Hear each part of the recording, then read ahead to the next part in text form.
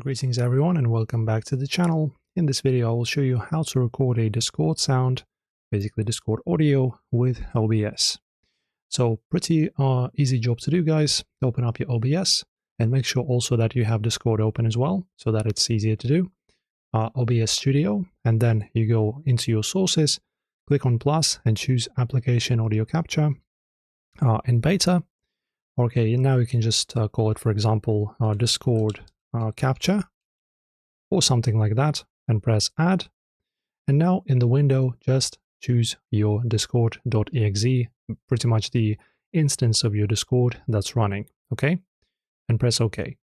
And now whenever you record a video, also don't forget that this eye has to be active so that the source is active.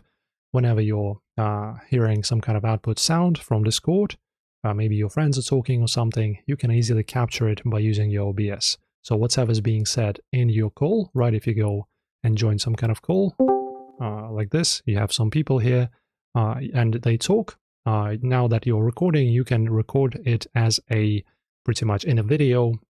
And then if you wish, you can just convert it into the sound or something and play around with it and do whatever you want with it. So once again, plus audio source, choose Discord instance, and then capture as much as you want.